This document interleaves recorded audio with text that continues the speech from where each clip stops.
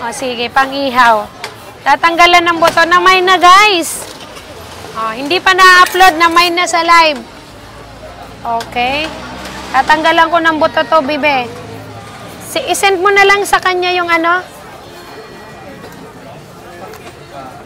Itong price nito para daw ma-Gcash na niya. Salamat, ma'am. Denise. Ikaw na, Denise, kay ma'am, ano, Maui. May PM naman yata si Ma'am Maui. May details na dyan. Ipabook mo na to, ma'am. Sandali ko lang gawin to. Ay, yabang. Pwede mo na i-book habang naghihintay kami kay rider. Ginagawa.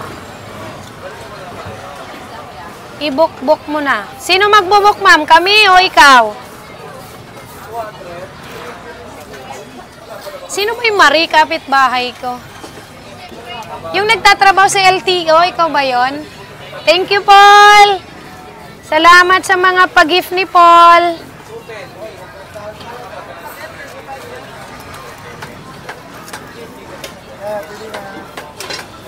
Yan si Paul, sniper ko yan. Sniper yan ng mga basher si Paul. Nangangatay yan. Diyan lang, sa ano lang. Sniper lang yan sa mga bitter na tao ba. Kala nyo kayo lang may sniper, ha? Ingat kayo kay Paul, loko. Sniper yan. Di ba, Paul?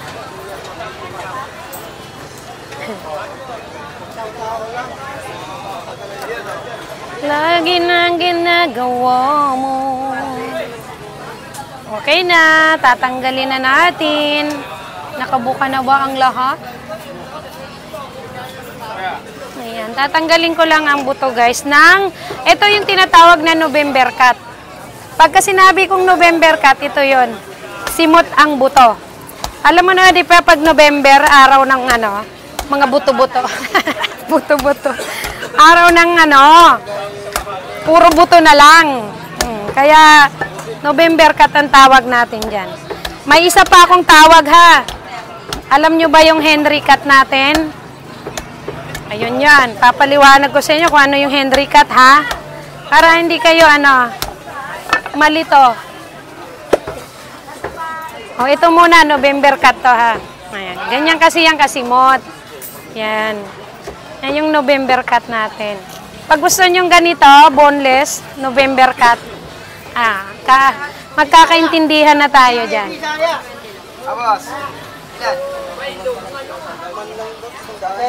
Sabi, gusto kong liempo, pang lechong kawali, November cut. Yun. Madali lang. Yun ang mga, ano natin, mga code. May mga code. Alam nyo naman, yung Chinese cut, di ba? Ginaganon ko yung ribs nito. O, ito naman, November cut. Ha, tandaan nyo lang yan. Tandaan nyo lang. O, ganyan kasimot ang buto niyan. Kung gusto nyo kunin ang buto, walang problema. Sa inyo yan eh. O, sabihin nyo lang, o, isama ang buto. O, di ba, ma'am? Ang ganda ng liempo mo. Ganda, no? O, namay na to, ha? Kaya nga akong basahan muna bago ko mag-slice kay madulas sa... Wala bang medyo malaki? Ayoko ng ganitong basahan dong. Gusto ko yung kalahati nung ano. Ay, malaki yung kanina yung sa akin dito eh. Bakit nawawala? Ay, nako. Huwag niyong pakikialam yung basahan ko rito. Yung kay Pilar. Tinunto ito. Pahinga ko yung isang ano. Nauubos na yung ano eh. Ma'am, hatiin ko ba sa gitna, ma'am? Hatiin ko ba sa gitna? Pag in-slice ko na pang-ihaw, akan na isang ano ko, kabase. Yung kabase ko, yung matulis ang dulo. Maganda yung pang-slice ihaw. Yung mga tamang ano ko dyan eh. Pang-cut. Yan. Depende sa tatagain mo yung gagamitin mo. May tamang bigat dyan na ginagamit. Para hindi dumidikit din yung sangkalan. Yes, pakihati. Okay, good, ma'am. Thank you. O, ganyan yan ha. Tapos pinapahati lang ni ma'am sa gitna.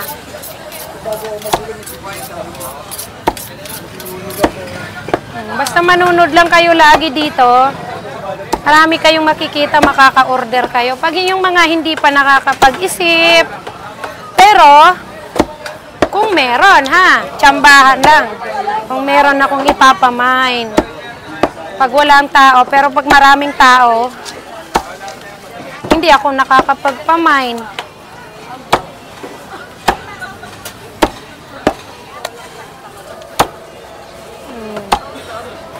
Basta abang-abang lang kayo, yung mga hindi nakakapag-isip ng ulam.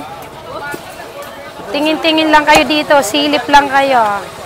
Tapos pag nakaisip kayo, i-mind ko yan, ganon. O yung pata kong dalawa, meron pa ha. Asa yung Samsung ko be? Baka may nag-PPM, Denise. Denise, baka may nag-PPM sa pata be ha.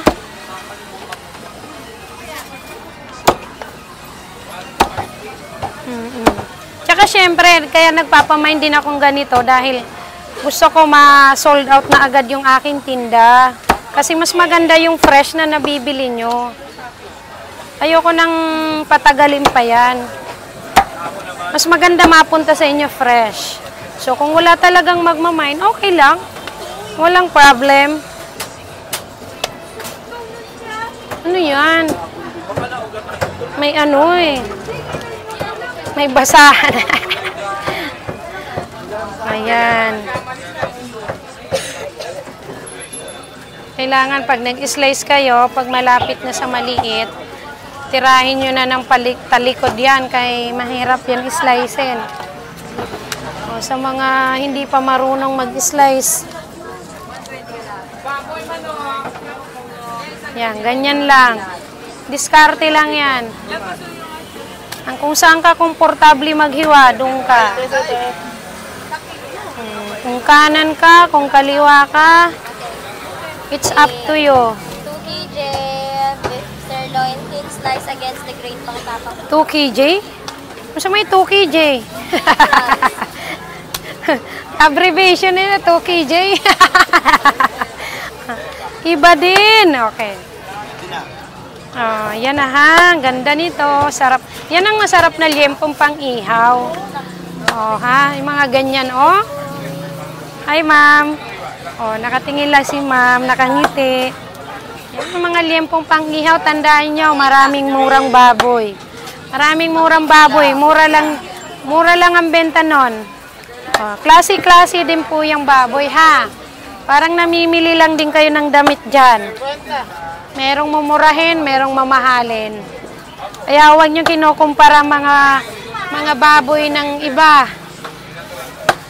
Or dito sa amin, ang mura lang. O, ganon. Okay. Ang mahal mo magtinda. Okay. Ngayon nga sa amin, marami ding mura eh. Pero mga suki ko dito pa rin bumibili sa akin. Oh. Mas mura pa nga ang benta nila sa hango ko eh. Oh, ganyan yan. Depende yan sa klase ng baboy. Okay? Ang ganda, ma'am. Ganda. Parang ganahan ka talagang kumain pag ganito, na. Oh. Ayan. Ganyan mag-slice ang inyong tenderella, guys. So, syempre, wag kayong mag-expect ng sobra sa slice ko, ha? Kasi minsan, hindi naman talaga ako perfect maghiwa. Pero madalas maganda. Okay? Huwag man kayo masyadong magtaas ng expectation sa akin. Ano po? Kasi depende rin yan sa dating ng baboy. Pero madalas sa atin maganda. Yun lang sinasabi ko. Hindi perfect ang baboy araw-araw. So, pero talagang sa atin, ay pinipilit kong laging maganda ang inyong magiging kalakal. Ayoko rin ng pangit talaga.